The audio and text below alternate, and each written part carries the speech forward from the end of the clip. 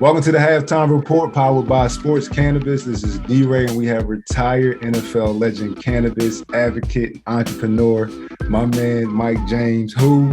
Mike James, what's the deal? What's going on with you? What's up, bro, man? Thank you for having me.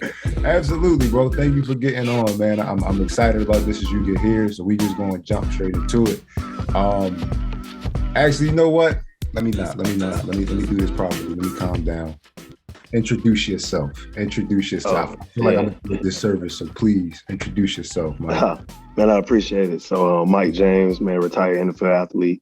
First athlete to put in therapeutic use exemption for medical marijuana. Now vice president of Lion Order by Rohan Marley. So that's pretty much it. You know, I'm humble, you know, with everything that I've done and everything that I'm continuing to do.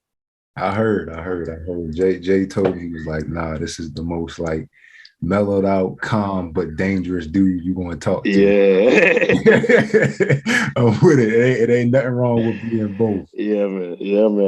It's product of my environment. You know I feel you. You got to use it to your advantage. You got to use it to your advantage. Man, for sure. Yeah.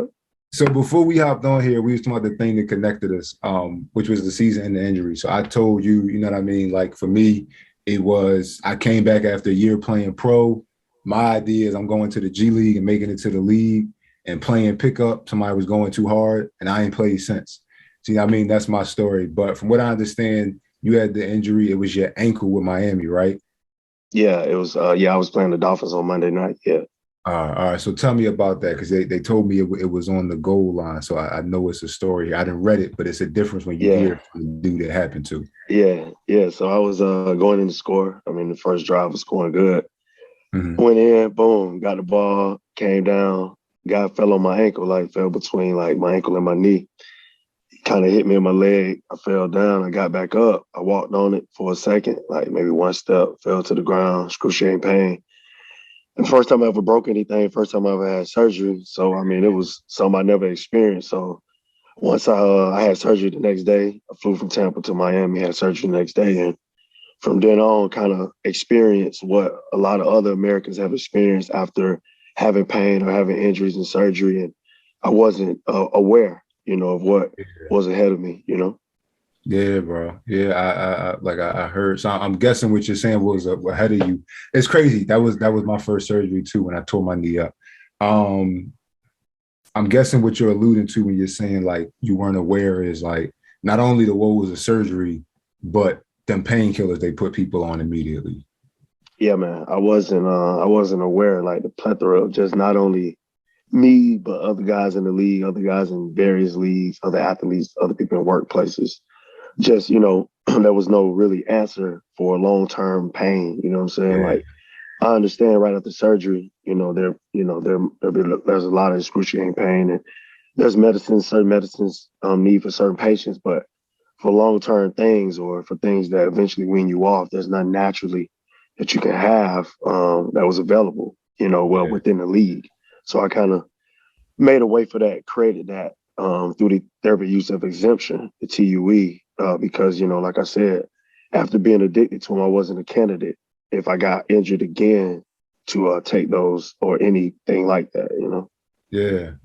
Nah, bro. So, all right. So what was it like? For me, I remember I threw mine out. I ain't gonna hold you. I was 2 days out of surgery, and mine was my whole knee. So I was like laid back, like on my back a lot.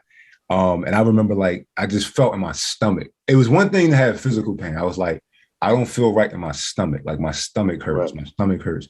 And then I remember thinking like, although this hurts, although I'm in pain, I'm not responding. My emotions aren't responding like I'm in pain. Right. And that was what that was what made me be like, nah, these ain't for me. Not because of so much of like, all right, the physical pain. It was just like, why am I emotionally getting dumbed down? I don't drink. So I don't know what it feels like to be in an altered state of mind in that way, to have something that's a depressant. You know what I mean? So like, what was it for you that was like, nah, this is it? I can't do this. Like, was there a definitive moment or was it just kind of thing after thing? Well, I mean, for me, it was, a lot of things taking place. But, when I couldn't do my job, at the level that I wanted to do it, I know something had to change, you know what I'm saying? And when I was presented, when I was presented cannabis, and I find it to work well for me, I knew that had to be the option that I needed to take for my future, Yeah. No, I feel you, bro. I feel you. Mm. I was about to say, so do you think a lot of dudes in the NFL, like, because at the end of the day, my attitude is any problem that keeps going is because enough people are in on it, enough people are helping move it forward. So why do you think it's taking so long for us to get to this point where it's like, nah, cannabis is the better thing? Because it's breaking through right now, but like these pills and stuff and these shots they've been giving people have been around forever. Why do you think it took so long to get to this point?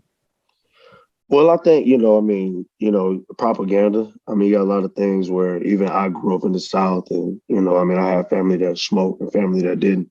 And the family that didn't, they would say how bad it was and how wrong it was, So that played a lot on the minds of owners, investors, marketing people, anything that got to do surrounding the game. Yeah. So that kind of pushed a lot of medicine or things that needed to be pushed forward, wellness things, kind of on the back burner just because of the knowledge, the lack of research that was out there. But I feel like you said, more and more things are changing because of that reason, because research and knowledge and shows like this and other publications and magazines and newspapers that are putting out articles and information that's proper on cannabis, Yeah.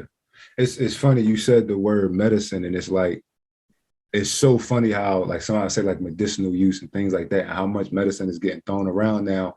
And I gotta imagine that's playing into the idea of more and more people accepting it. Like, oh, this is a form of medicine. This is something that people are using to heal. I think a lot of the let me just call it what it is, a lot of the older generations, they looked at weed as like, oh, this is Cheech and Chong or Snoop Dogg. You know what I mean? Like there's no benefits from it, and that's kind of like the Western philosophy. But obviously with like the more natural Eastern route, like you look back on like ancient China, like they was dealing with cannabis way back when, you know what I mean? So like what do you think needs to change to balance out this kind of new Western approach of let's give you the things that aren't natural, let's give you the things that are a little bit more stronger, and the Eastern approach of let's go with tradition because it's been working for X amount of years? Like, what do you think needs to happen for that to balance out?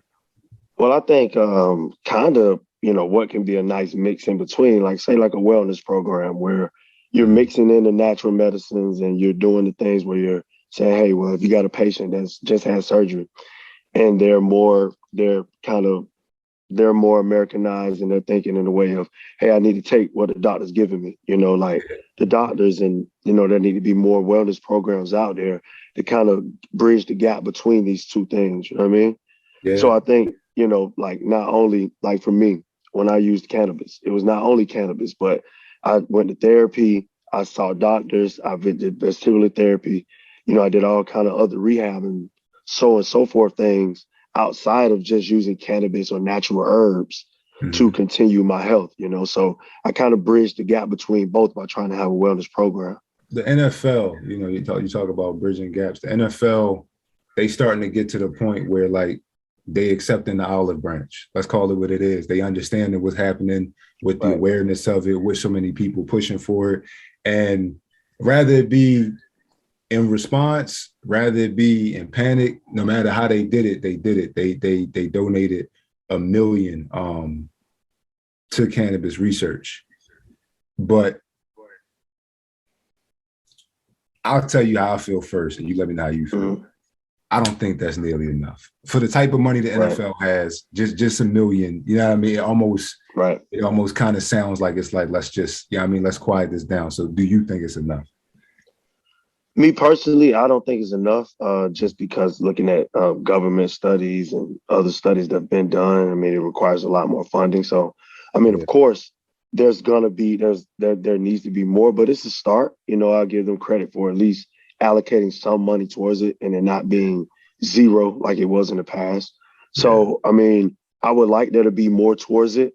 And hopefully, we can kind of, ex-athletes, players in the league, guys that's pushing for this to be done in other various sports leagues, we can all continue to get together and make a push for it all together. And that's sort of what Lion Order, my reason of being in Lion Order, why I was brought in the essence of things that Ro wanted to do when it comes down to unity and, stuff that his father carried on when it comes down to bringing the people together and getting the justice and the right things in place, you know? All right, got that. Mm-hmm. So that's the second time I heard Lion Order. I ain't gonna hold you. I was trying to hold it to the end like a Christmas gift. Like, nah, we gonna try this joint right over. No. You good. Like, let's rap about it. Like, what we know what it is. We keep hearing about it, but like, what is Lion Order? Right. So Lion Order is it was something that Ro's been passed down from his father. It's the essence of, you know, how they live, you know, their loyalty, their brotherhood, you know, how they fight. It's the essence of a lion. Ro and Ray Lewis, you know, when they was in college together in Miami, it's a wonderful story how those guys, you know, got together, and Ro taught him a lot, you know, just about Lion Order and what it takes, you know, to be a man and continue the kingdom, you know. So as that carried on into cannabis, you know, the fight for the unjust, social equity, you know, athletes fighting for this, you know, medicine not being allowed to the people. Ro takes Lion Order and take that same essence for the people, trying to unify all us with the plant, with love, with understanding, with loyalty, and moving and so on and so forth. So, you know, I'm blessed to be a part of it. You know, it's something that Ro's going to continue to draw out and give to the world. You know, I'm here learning, you know, not Jamaican myself, learning the essence of it and getting a part of it and trying to explain it the best way I can. But, you know, it's something that I think the world is going to grab onto and gravitate to, because it's something that Bob started a long time ago. And internationally, that's what we've been on. We all are freedom fighters at heart, you know? Yeah. No, absolutely. Especially at times like this. It's like any time where things seem like they getting oppressed that much more, it's like you gonna feel it that much more. So I gotta ask, man, there is no mistaking that there's a correlation between people who are understanding of what cannabis is as a whole and who use the plant and their relationship with I don't want to say the natural world, but I guess I could say the natural world with the virtual one starting, the metaverse and all that. Like, right. I hear a lot of people seem to be more spiritually in tune. You know what I mean? People who deal with cannabis and things like that. So what do you think the link there is? Because I think it's funny, like, you have, like I said, like I'm one of them. Like I'm very inside Native American in my heritage. So like I'm very in touch with like spirit animals and understand like my spirituality and I'm a Muslim. I still understand that side. Alhamdulillah. My man. Thank you. So yeah. my man. It's just like there's an understanding. It's funny how people who use cannabis seem to have a higher understanding of there are more things at play than just me. And why do you think that is?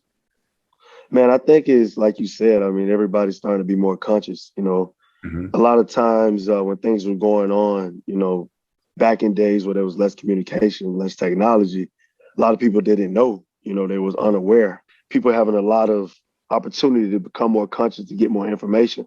So now people starting to become more smart and more conscious. And I think now people starting to understand, hey, man, there's a higher vibration, there's a higher level of humanity that we all need to reach. So I think the more and more that this technology, this access to education and research, and the more and more evil and bad things are being shown, people are starting to understand, man, hey, man, I need to bring myself to a higher level and treat people and treat humanity as such, you know?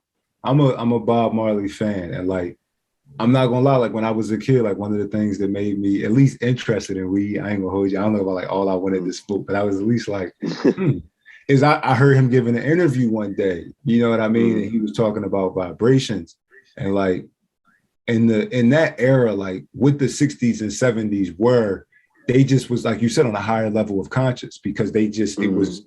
I think that like if you listen to the music from back then, like Marvin Gaye and Curtis Mayfield, and people like that, you understand that they understood like something's happening. You know what I mean? Something is either falling apart or something is coming together or it's both, but something is happening and we're all feeling it. And it's so funny. We're kind of like in this neo 60s era right now, and you know what I mean with everything that happened last year, and it's like.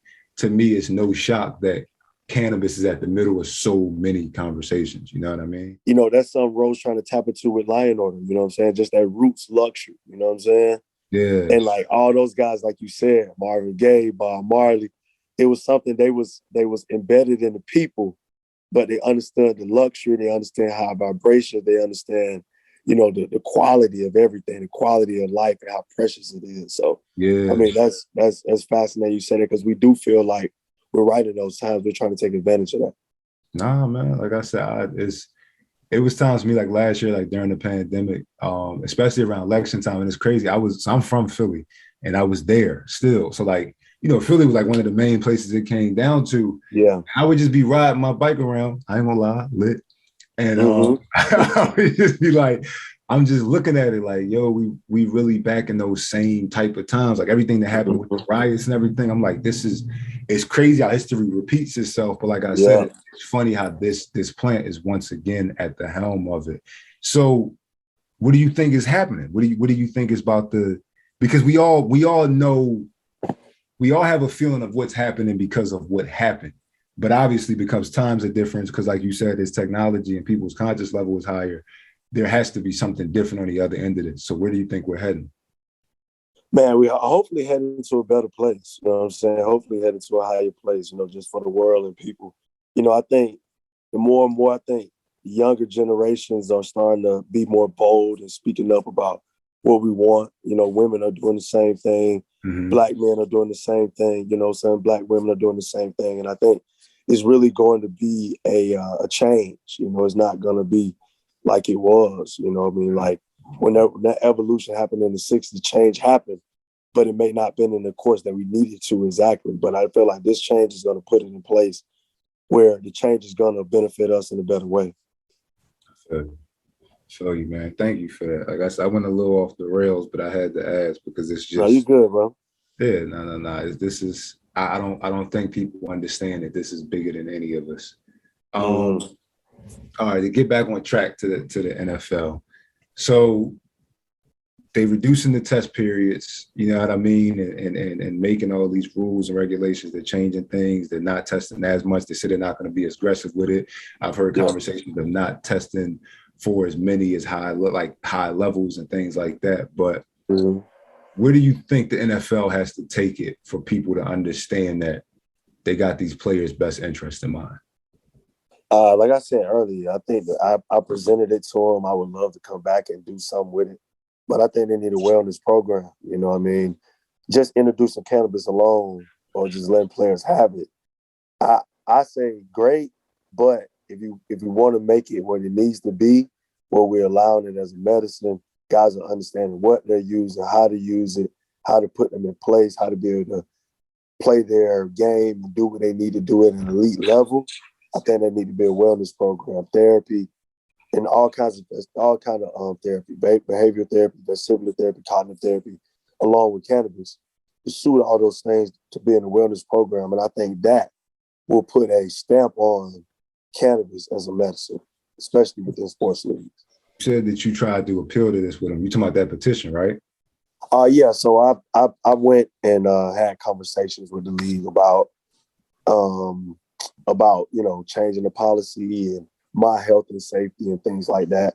And that's why the policy, to me, and others, that's why the policy is what it is today, why it's changed. But, Lion Order, not only me, Lion Order, and a plethora of other guys from different things and different entertainers are trying to push for a wellness program. We want something implemented in place where it's being respected. All right. I gotta ask if you can answer the next question within 3 seconds, because the knee-jerk reaction to this question is gonna say a lot. You ready? Yeah. Is cannabis a performance enhancer? Nah. Okay. Why? I wouldn't say it's a performance enhancer. I mean, if you ever take an Adderall, I have before. I mean, I think that's a performance enhancer drug. Cannabis, I mean, it gives you the ability to be able to do what you need to do at the level you need it to. I mean, it can be controlled in so many ways from different patients, so it gets to the point where you're taking a large amount and thinking that you can go out and perform. It may not be the case. With a performance enhancing drug, it's the opposite. Usually you can take a large amount and go play better. You know what I'm saying? So with cannabis, it's a controlled thing where usually patients' preference and they use it to the ability where now they can do what they need to do at the level that they need it to. So what do you think happens when that conversation gets brought up? Because it's you look at what happened with Sha'Carri, like that it kind of put people in a weird spot because it's like y'all can't deny that the reason y'all are denying this girl is because y'all look at it as a performance enhancer. So it's like, which one is it? Is it dulling people out and holding people back, or is it making them better? And I feel like that gray area is where a lot of people who don't want to see it move forward, they kind of play in. You know what I mean? To keep to keep the conversation stagnant.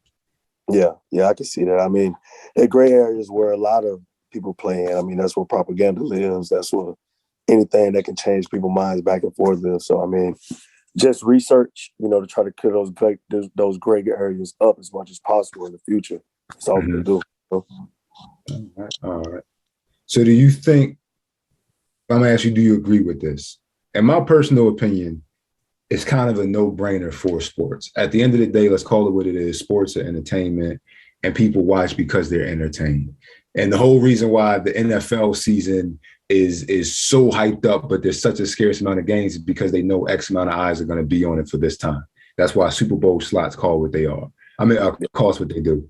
The whole reason why the NBA is 82 games and baseball is like an astronomical number, like in the hundreds, is because you know that you're going to keep filling seats and keep this entertainment train going. So why do you think, do you agree that this is going to get people to play longer and feel better, so you're going to get a better product as far as the entertainment goes? I agree. I agree for the plethora of reasons, but for the simple fact of giving any human access to a better product or more natural medicine that they can use for longer with less harmful benefits. I mean, anybody can do the math and see that it's going to be a better aid to be able to play longer, jump higher, run faster in anything that you're doing. Okay. I was about to say, bro, thank you. I don't feel as crazy. Because to me, it's just like, don't it kind of make, if players are saying they want something to make them feel better. I was telling somebody, I was like, imagine if they denied people foam rollers. Like, imagine they was like, no, you cannot have a foam roller. Like, it makes no sense. Like, all right, the fashion shit, y'all do what y'all want with that. I know the NBA was wilding back in the day. That's, you know what I mean? That's crazy. They wilding these days, but it is what it is. But I'm like, how do you deny something that they're telling you is going to make them feel better? Like, it just, like, wouldn't you want them happy? It's like taking away massages or taking away, you can't get your ankle taped. Don't you get that like, stuff? Like, you feel like it's that important. And I feel the same way. I mean, it's essential to recovery. Yeah, you need it. So outside of the NFL, what do you think is going to take to normalize these conversations? Because you said, like, younger people are speaking up, younger people are using it more. You know what I mean? I'm pretty sure the cannabis industry did a study. Their top two markets would be people from 20 to 30 and then like the elderly. You know what I mean? I feel like it's on both sides of the spectrum. Yeah, I feel like it too. Yeah. So what do you think is going to take to normalize it and kind of break down the stigma even more? I think more, like I said earlier, more and more stuff just like this, more and more just simple conversations about it. And not being a big deal. People understanding that, hey man, people do this everywhere. It should be something that's accepted. I mean, with alcohol being so readily available everywhere and it having no beneficial properties, I mean, there has to be an opportunity for cannabis to have the same kind of opportunity to be everywhere for patients, and for people who need it. Absolutely. Wow. All right, man. So we about to wrap up. I got my last two for you. First off, Lion Order. Where y'all headed? Where y'all taking it? What's going on? What can we expect? Man, hopefully, take over Michigan. Take over the state of Michigan like we plan to. Plan our Roots luxury brand, in Michigan and carry that across different territories. Give everybody some higher vibration, some love, some understanding of, just the essence of islands, Jamaican roots, luxury, and just everything that the Marley family, Rohan, and his business entrepreneurship has to offer to the world. I love that, bro. I love that. And last question, like, where does cannabis need to go in 2020? What needs to happen this year? Needs to happen. There's a lot of things that need to happen, but, I would like to see more social equity programs being taken serious from territory to territory, from state to state, whether they redoing them or just starting them out. But social equity programs where, Black and brown people, lower income people are getting the opportunity to be able to get in business for themselves and some that has devastated our community. Police have arrested us for it, and devastated our community because of this plant. Now we have an opportunity to be some of the first people to be able to financially gain from it. So that's why I think cannabis needs to go this year. That's yeah, man. It's that, bro, man. Like I said, thank you for jumping on here, man. Thank you for being so insightful for it. It's these, we got a range of guests on these, you know what I mean? And the knowledge range, the emotions, the range, the ties to it range. So, like I said, man, thank you for showing everything. Yeah, man, for sure, man. I appreciate you having me. Nah, man, absolutely, man. Like that. That's the halftime report, my man Mike James. Watch out for them over at Lion Order, man. Him and Ro were cooking up some shit. I think it's gonna be a great year for cannabis. I don't think people.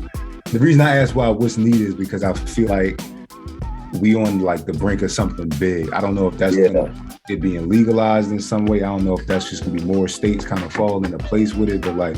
Something tells me this is going to be a big year. It can't not be a big year for it. You know what I mean? Nah, this it right here. 22 it's a good year.